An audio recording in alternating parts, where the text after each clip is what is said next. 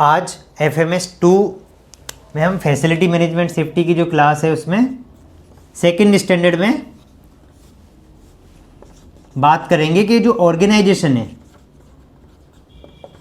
उसकी जो फैसिलिटी है वो ऑपरेट्स करती है एनवायरनमेंट फ्रेंडली मैनर में।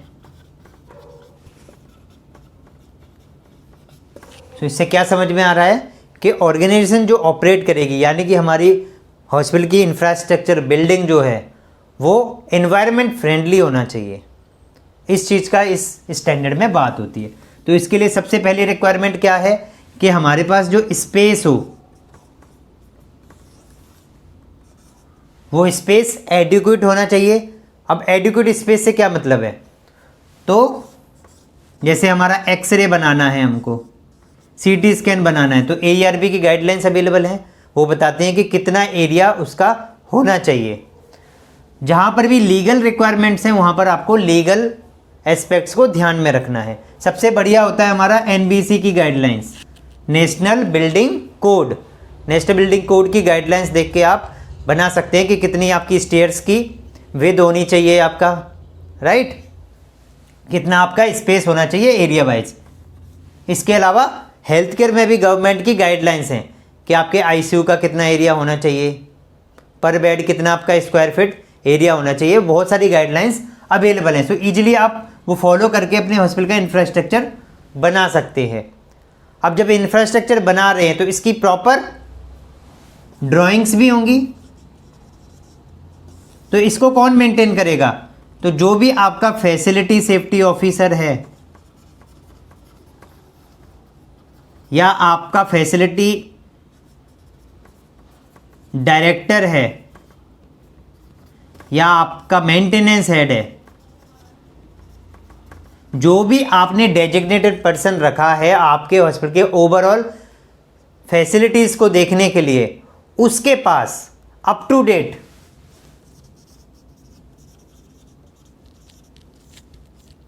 डेट ड्राइंग्स होनी चाहिए, अप टू डेट आपके प्लान्स होने चाहिए।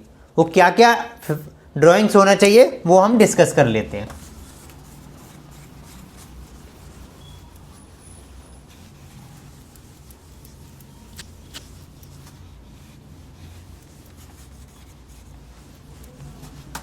उसमें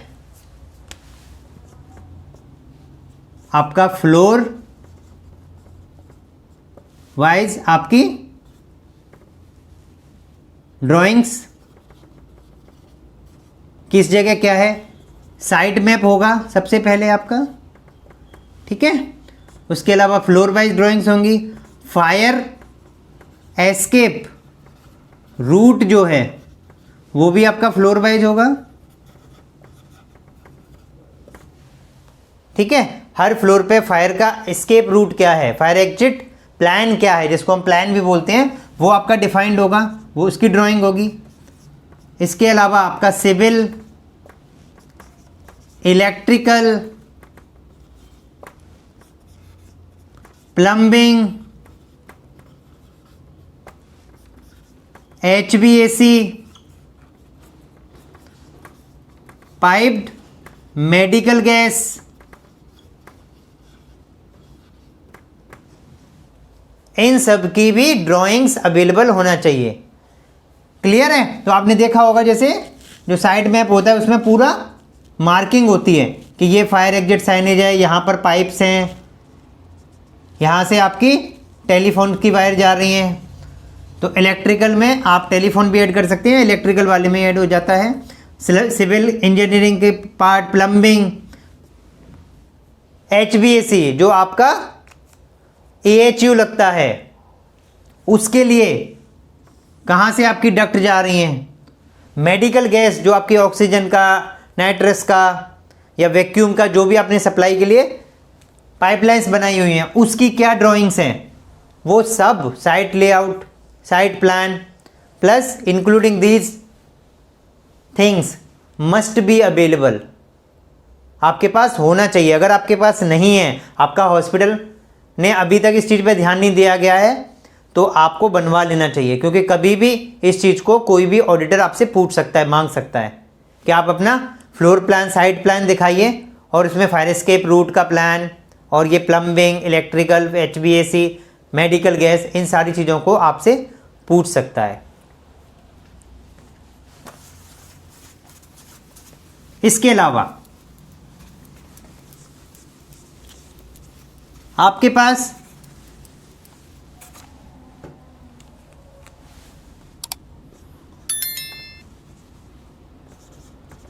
वाटर, इलेक्ट्रिसिटी, इनका बैकअप प्लान भी होना चाहिए।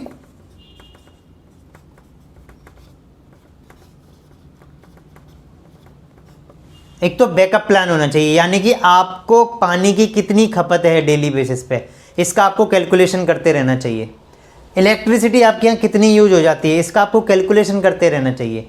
क्यों ज़रूरी है?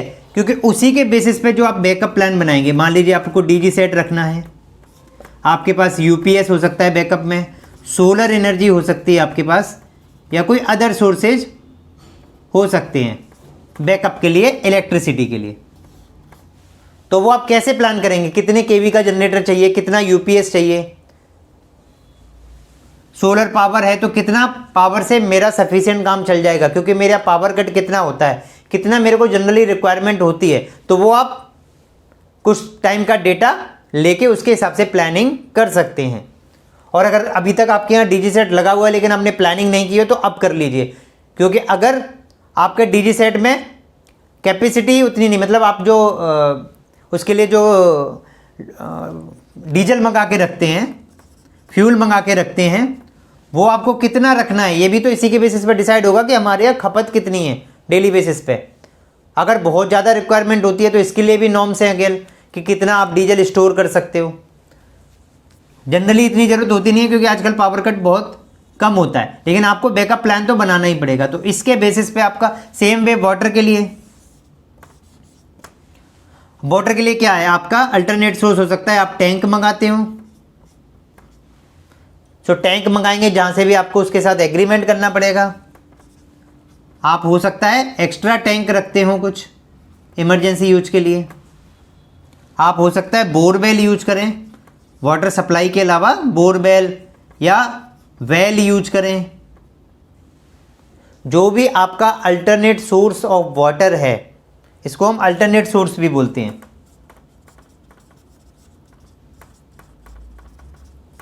वो आपको अरेंज करना पड़ेगा, एज अ बैकअप प्लान रखना पड़ेगा। अब बैकअप प्लान कितने दिन का होना चाहिए, ये बड़ी इंपॉर्टेंट एस्पेक्ट है, उसको आप ध्यान रख लीजिए। किसी भी इमरजेंसी सर्विसेज का, चाहे वो वाटर हो, इलेक्ट्रिसिटी हो, मेडिकल गैस हो, ठीक है, कम से कम 3 डेज का बैकअप प्लान होना चाहिए। इसका मतलब है कि अगर 3 दिन तक आपकी पानी की सप्लाई रुक जाए तो आपके पास सोर्सेज हों कि आप 3 दिन पानी का काम चला लें। आपकी 3 दिन अगर बिजली नहीं आती है तो आप 3 दिन बिजली के बिना काम चला लें। इस फैसिलिटी को ध्यान में रखते हुए अपना बैकअप प्लान आपको बनाना होगा। और जो भी आपका अल्टरनेट सोर्स है पानी का, वो पानी पीने योग्य भी तो होना चाहिए, ड्रिंकेबल भी तो होना चाहिए। तो इसलिए उस पानी की टेस्टिंग भी करनी होगी।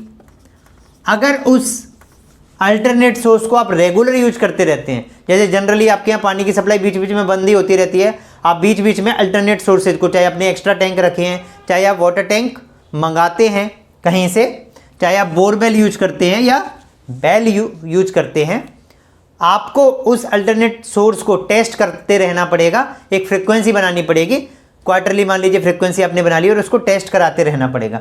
बट अगर आप इन अल्टरनेट सोर्सेज को केवल इमरजेंसी में यूज करेंगे या करते हैं कि बाई चांस अगर ऐसा कभी हो गया तब हम यूज करेंगे, जनरली हमारे यहाँ ऐसा होता नहीं, केवल आपने बैकअप के लिए डाल के रख दिया है, तो आपको कम से कम once in a year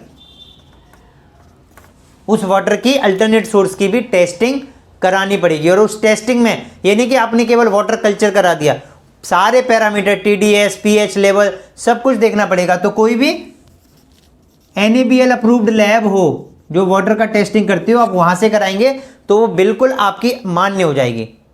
clear है? तो एक तो आपको अल्टरनेट सोर्स का वाटर टेस्टिंग करना है, इसके अलावा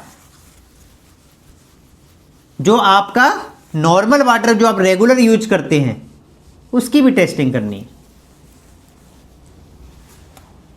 सो जो आपका नॉर्मल वाटर है, ड्रिंकिंग वाटर जो आप रेगुलर यूज करते हैं, उसका टैप से,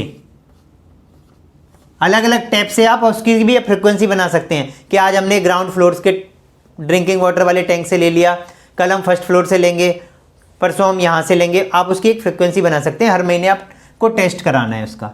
तो मंथली जब आप कराएंगे तो हर महीने का आपने एक बना लिया कि इस महीने इस यहाँ से जाएगा, अगले महीने यहाँ से जाएगा, जिससे कि हर जगह से पता लगता रहे कि कहीं कोई इन्फेक्शन का सोर्स तो नहीं है। रैंडमली आप चेकिंग कर रहे हो हर जगह। तो ये एक तो मंथली होगा, इसको हम बोलेंगे कल्चर।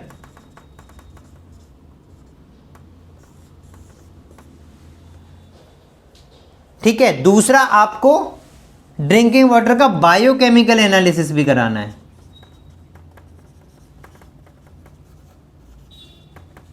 ये आप क्वार्टरली करा सकते हैं, यानी कि वंस इन 3 मंथ। तो आप इसको समझ लीजिए, जो आपका कल्चर का टेस्ट है वो तो जनरली आप किसी भी लैब से, अपनी लैब से उसमें जो छोटा सा बॉयल होता है उसमें डाल के आप वाटर को भेज सकते हैं टैप को, और वहाँ पर कल्चर का टेस्ट करा सकते हैं। लेकिन बायोकेमिकल एनालिसिस को अगेन आपको अप्रूव्ड लैब से ही, जो वाटर टेस्टिंग की अप्रूव्ड लैब है, वो सारे पैरामीटर्स को ध्यान में रख के वो टेस्ट करती हैं, जिसमें जनरली IS 10500 रिकमेंड किया जाता है। ये गाइडलाइंस फॉलो करके वो टेस्ट किया जाता है।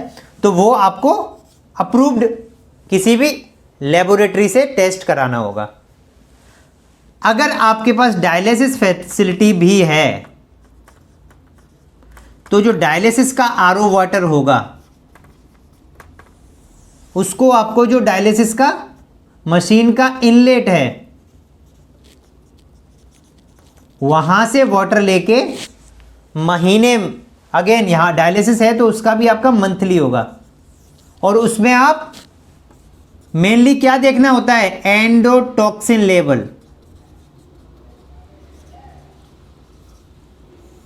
तो इस टेस्ट से आपको पता चलता रहता है कि जो आपका लेवल है वो इंटरनेशनल, नेशनल लेवल के जो पैरामीटर्स हैं कि वाटर की क्या क्वालिटी होना चाहिए एक डायलिसिस के पेशेंट के लिए, RO वाटर की क्या क्वालिटी होना चाहिए, वो उससे मैच करता है या नहीं करता है, वो आपको हर मंथली टेस्ट से पता चलता रहेगा। तो इसलिए डायलिसिस में आपको मंथली टेस्ट जरूर करवाना है, जिसमें एंडोटॉक्सिन लेवल जरूर पता लगे, और नॉर्मल आप जो ड्रिंकिंग वाटर है उसको आपको क्वार्टरली टेस्ट कराना है। ठीक है, इसको हम केमिकल एनालिसिस भी बोलते हैं, और बायोकेमिकल एनालिसिस आपको हर क्वार्टर में कम से कम करवाना ही करवाना है। मतलब 3 महीने में एक बार तो आपको करवाना ही करवाना है। नॉर्मल वाला आपको मंथली कराना है, और डायलिसिस वाला आपको भी हर मंथली कराना है, उसमें एंडोटॉक्सिन लेवल देखना है। ये क्लियर है आपको? इसके अलावा आप समझिए, अब हमारा ऑर्गेनाइजेशन एनवायरनमेंट ठीक ठाक हो तो इसके लिए हमें एक तो साइन पोस्टिंग का जरूर ध्यान रखना है। साइनेज जो हैं आपके वो बहुत इंपॉर्टेंट रोल प्ले करते हैं किसी भी जगह। जैसे आप मेट्रो में जाएंगे तो आपको क्या दिखेगा, बहुत अच्छा साइनेज सिस्टम है, फुट बने हुए हैं। आपको ग्रीन लाइन पकड़ना है तो फुट ग्रीन ग्रीन ग्रीन बने हुए हैं, आसानी से जिसको नहीं भी पता हो वो भी आराम से ग्रीन लाइन पहुंच सकता है, भले वो पढ़ा लिखा भी नहीं है तो भी। ब्लू लाइन पकड़ना है तो ब्लू स्टेप्स बने हुए हैं, पिंक लाइन पकड़ना है तो पिंक स्टेप्स बने हुए हैं, कितना आसान किया हुआ है। तो उसी टाइप का कुछ सिस्टम हमें भी डेवलप करना चाहिए। तो इंग्लिश में, आपकी लोकल लैंग्वेज में, और जो मैंने आपको पहले भी बताया था कि मैं प्रिफर करता हूं कि वो पिक्टोरियल भी हो। पिक्टोरियल साइनेज क्या होते हैं, इमेज के साथ जो साइनेजेज होते हैं, उससे बिना पढ़े लिखे बंदे को भी समझ में आसानी से आ जाता है। मेल फीमेल का टॉयलेट है, अगर वो एक पिक्चर छपी हुई है, मेल की पिक्चर छपी हुई है फीमेल की, तो किसी को भी समझ में आ जाएगा कि ये किसके लिए वॉशरूम है। तो साइन पोस्टिंग आपकी थ्रू आउट द ऑर्गेनाइजेशन होना चाहिए। उसमें आपको ये भी ध्यान रखना चाहिए कि जैसे फायर का साइनेज है तो वो कैसे होने चाहिए, सेल्फ ग्लोइंग। पिछली क्लास में भी हमने एक बात की थी। एग्जिट के साइनेजेस सेल्फ ग्लोइंग होना चाहिए आपके, और बाकी जो साइनेजेस हैं वो आपके बाइलिंगुअल हों, throughout the organisation pasted हों, कहीं से भी पेशेंट को कोई कंफ्यूजन ना हो। डायरेक्शनल साइनेजेस प्रॉपर आपके बने होना चाहिए। तो English as well as local language, ये हम कई बार बात कर चुके हैं साइनेजेस का। तो साइनेजेस का आपको विशेष ध्यान रखना है, और बेस्ट है कि पिक्टोरियल साइनेज बनवाएं, सबसे बेस्ट है। सबको समझ में आता है पिक्टोरियल साइनेज, तो थोड़ा सा आसानी ज़्यादा हो जाती है। क्लियर है?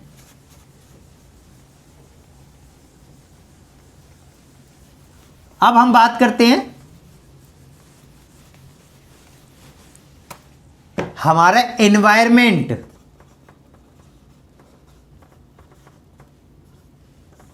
को ग्रीन हॉस्पिटल बनाने के लिए या एनवायरमेंट फ्रेंडली हॉस्पिटल बनाने के लिए हम क्या कर सकते हैं।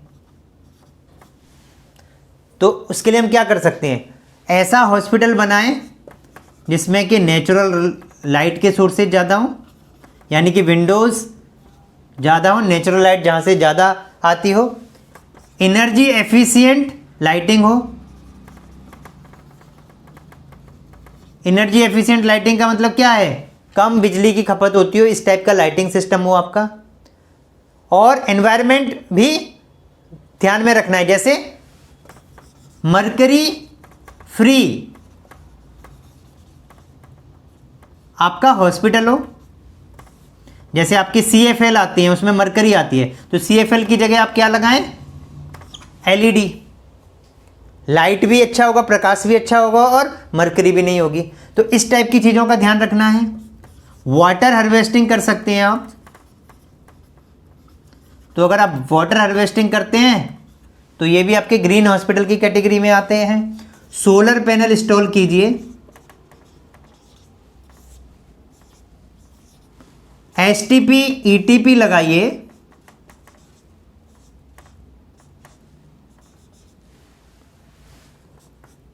ये करके हम क्या कर सकते हैं, एनवायरनमेंट के लिए भी ठीक है हम, और अपने हॉस्पिटल के पेशेंट के लिए भी हम सही काम कर रहे हैं, और हमारा पैसा भी कम लगेगा।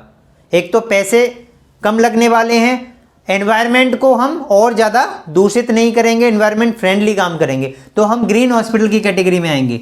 मटेरियल भी हमें कौन से यूज करने हैं हॉस्पिटल को बनाने के लिए, जो वॉलेटाइल हो, एनवायरनमेंट फ्रेंडली हो, राइट। वॉलेटाइल ग्रीन हॉस्पिटल्स के लिए जो मटेरियल यूज होता है वो हमको मटेरियल यूज करना है। समझ में आ रहे हैं सारे पॉइंट्स।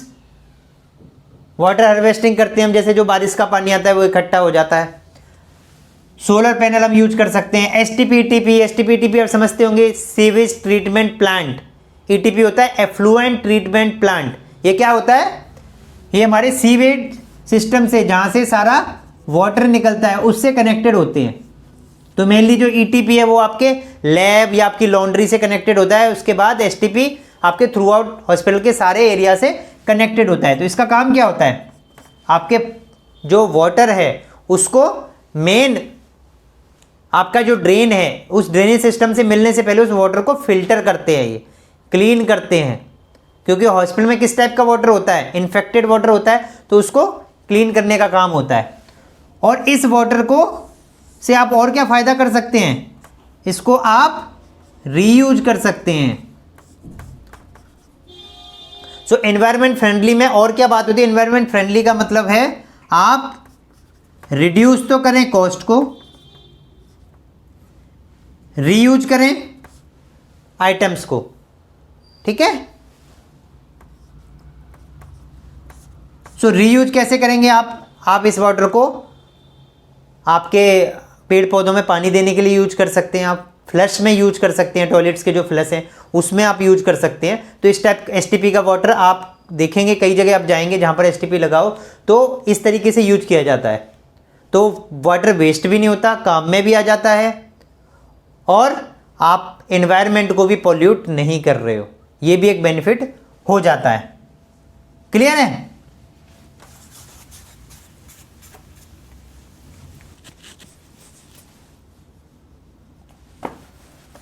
तो मेनली जो हम green hospital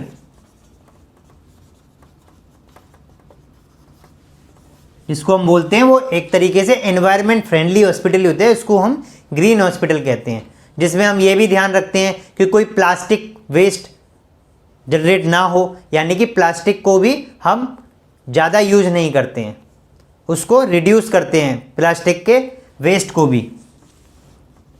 so basically 3 Rs की फॉलो करता है ग्रीन हॉस्पिटल की पॉलिसी, जो है रिड्यूस, रिसाइकल एंड रीयूज। तो रिड्यूस क्या हो गया, प्लास्टिक का कम से कम यूज करना है आपका, तो आपका रिड्यूस हो गया। वाटर का वेस्टेज कम से कम करना है, आपने वाटर का वेस्टेज कम कर दिया। वाटर का आपने रिसाइकिल कर दिया, जैसे एसटीपी ईटीपी लगाया आपने, फिर उसको यूज कर लिया आपने, जो मैंने अभी बताया था आपको, पेड़ पौधों में पानी देने के लिए, फ्लश में यूज करने के लिए, टॉयलेट्स में आपने यूज कर लिया।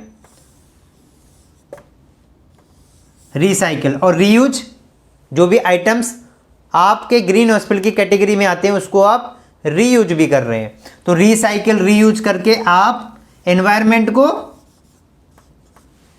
भी सेव कर रहे हो। जैसे आप वाटर हार्वेस्टिंग करते हैं ना, तो उससे पानी का लेवल हमेशा अच्छा बना रहेगा, तो वो बेनिफिट भी होता है आपको। और अगर आप वो लगाते हैं सोलर पैनल, तो भी आपका कॉस्ट रिड्यूस होता है, क्योंकि सोलर पैनल पे गवर्नमेंट आपको सब्सिडी देता है, बहुत सारा आपको चार्जेस बिल जो है वो रिड्यूस हो जाता है, तो ये बेनिफिट होता है। तो आपका जो कंस्ट्रक्शन मटेरियल है ग्रीन हॉस्पिटल के हिसाब से आपको लेना चाहिए। और हॉस्पिटल में पेंट भी जो करते हैं आप, इवन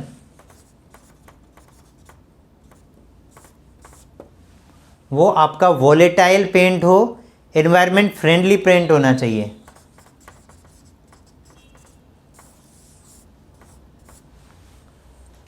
राइट? तो पेंटिंग तक का आपको ध्यान रखना है, जिससे कि आपके एनवायरनमेंट को हेल्दी बनाया जा सके, क्योंकि हेल्दी एनवायरनमेंट होगा तो पेशेंट जो आपके पास आएगा वो भी हेल्दी फील करेगा।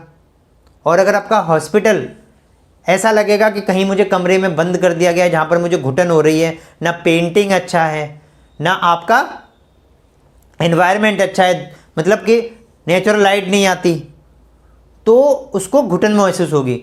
इसीलिए कई सारे हॉस्पिटल में देखा गया है कि इवन जो फॉल सीलिंग होती है उस पर स्काई, क्लाउड्स, इस टाइप के डिज़ाइंस बनाते हैं, जिससे पेशेंट को थोड़ा अच्छा फील हो।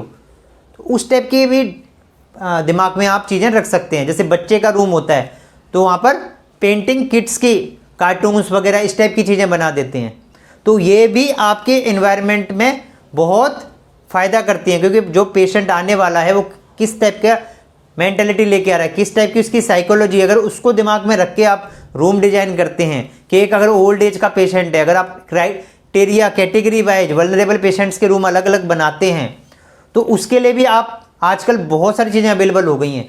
वल्नरेबल पेशेंट का रूम किस टाइप का हो, वो आप अपने डिज़ाइनर से, जो आर्किटेक्ट है उससे बात कर सकते हैं, तो वो उन चीज़ों को ध्यान में रखेगा। राइट? बहुत सारे पैरामीटर्स हैं, उन चीज़ों को आप ध्यान में रख के आप अपना signage system, directional signage system, उन सब चीज़ों को ठीक से बनाएंगे तो आपका एनवायरनमेंट जो है वो हेल्दी होगा। यही हमारा गोल है। तो ये FMS जो 2 है उसमें यही सारा मैटर है। ठीक है, थैंक यू।